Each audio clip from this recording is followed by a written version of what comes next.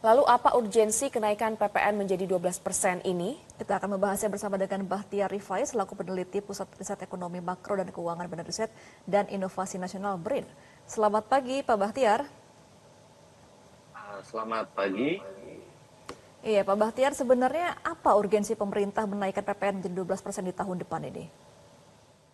Ya, salah satu tujuan dari pemerintah untuk meningkatkan pajak itu adalah meningkatkan pendapatan negara. Ya, untuk mencapai rasio sekitar 12,08 sampai dengan 12,77 terhadap PDB, yang mana pajak ini berkontribusi terhadap 80% penerimaan negara, gitu ya. Dan di sisi lain, pemerintah untuk mencapai pertumbuhan ekonomi 5% tahun depan dari target utama selama 5 tahun itu adalah 8%, pemerintah membutuhkan pembiayaan investasi untuk infrastruktur, program hilirisasi, program penguatan kapasitas SDM, dan pemerataan pertumbuhan ekonomi.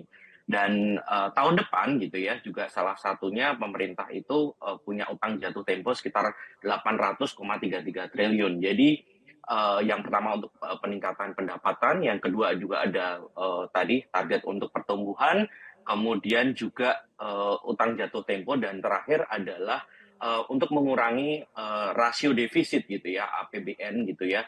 Itu adalah salah satunya dengan peningkatan pendapatan pemerintah. Oke, Pak Bahtiar, apakah dengan kenaikan PPN ini wajar di saat daya beli masyarakat saat ini mengalami penurunan?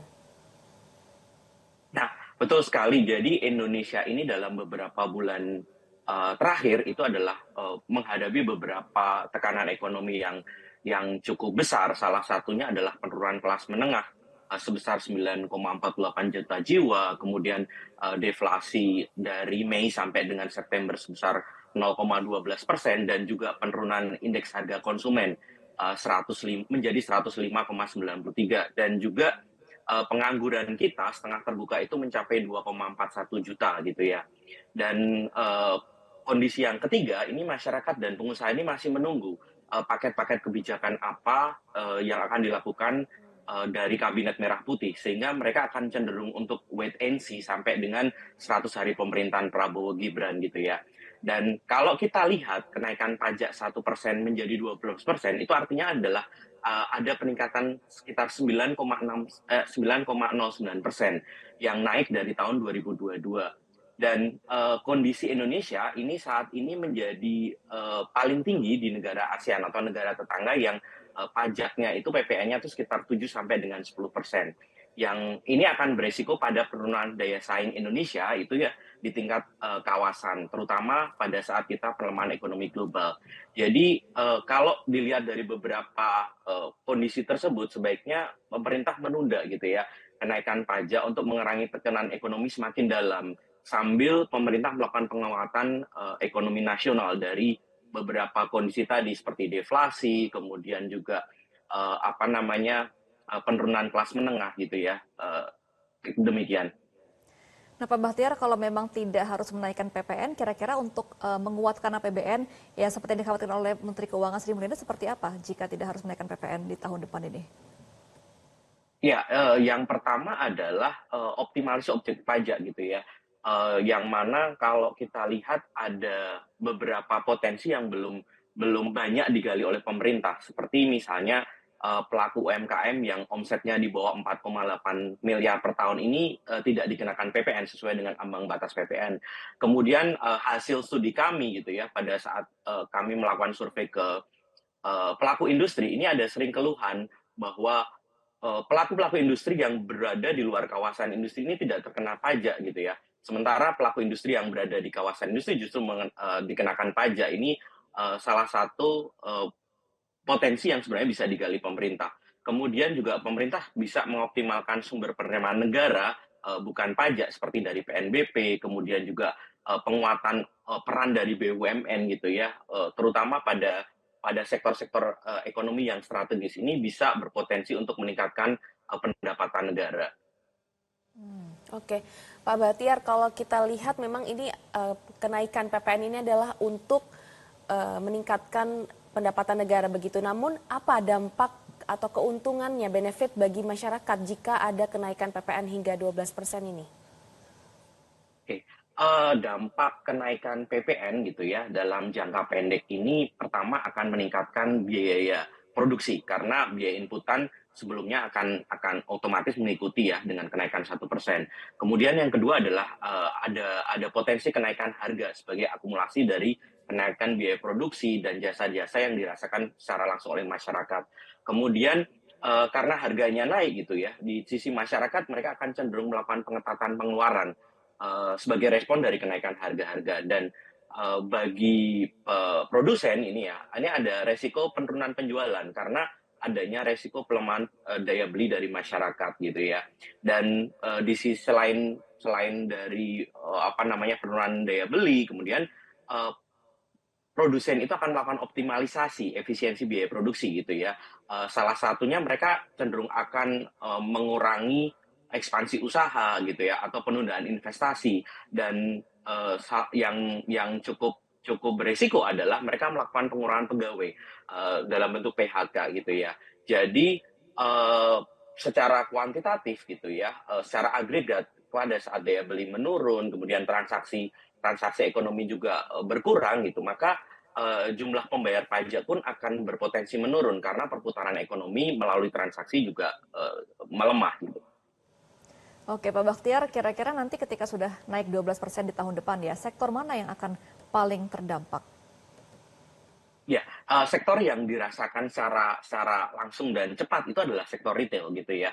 Ini akan dirasakan turun gitu ya, terutama untuk makanan, minuman dan kebutuhan pokok meskipun tadi di-state bahwa hal ini tidak dikenakan kenaikan pajak, tetapi faktor-faktor pembentuk untuk makanan, minuman dan kebutuhan pokok ini bukan hanya pada pajak saja, tetapi inputan-inputan seperti jasa, kemudian transportasi dan sebagainya yang meningkat itu akan berdampak pada kenaikan sektor retail. Kedua adalah sektor transportasi, khususnya transportasi-transportasi yang tidak disubsidi oleh pemerintah secara langsung. Dan ini meningkatkan biaya perjalanan. Kontribusinya adalah sekitar 0,06%. Ketiga adalah sektor elektronik gitu ya, karena masuk pada luxury pada tertiary goods gitu ya. Dan keempat itu adalah otomotif yang mana beberapa bulan yang lalu dari Gaikindo juga mengindikasikan penurunan target penjualan hingga 50%. Dan terakhir itu adalah sektor jasa seperti kafe, hiburan, kemudian tempat wisata itu akan cenderung terdampak secara langsung akibat kenaikan PPN ini. Oke, Pak Bahtiar, ini kan ke wacana atau kebijakan kenaikan PPN 12% ini kan menuai reaksi negatif dari masyarakat begitu ya. Nanti dalam implementasinya jika pemerintah tidak jadi menaikkan PPN 12%, apakah pemerintah harus minta izin lagi begitu ke DPR atau seperti apa prosesnya? Iya, sebenarnya pada saat pemerintah ingin memberikan kebijakan baru, salah satu yang perlu disampaikan kepada publik itu adalah memberikan kondisi berbasis bukti ya. Jadi ada kajian yang dilakukan pemerintah bahwa ini adalah resiko jika kita tidak melakukan kenaikan PPN gitu ya, atau tidak melakukan kebijakan ini dan ini resiko pada saat uh, jika dinaikkan gitu ya. Jadi secara langsung ini akan mengedukasi masyarakat. Kemudian yang kedua adalah pada saat pemerintah berencana untuk melakukan kenaikan, ini adalah diikuti dengan paket-paket kebijakan bahwa untuk mengurangi dampak, maka pemerintah akan melakukan ini. Misalnya perbaikan penyaluran subsidi, kemudian peningkatan fasilitas publik ya seperti transportasi umum, subsidi bahan pokok untuk pengurangan tekanan inflasi. Dan pada saat mekanismenya tentu kita akan mengikuti ya sesuai dengan peraturan yang ada gitu ya.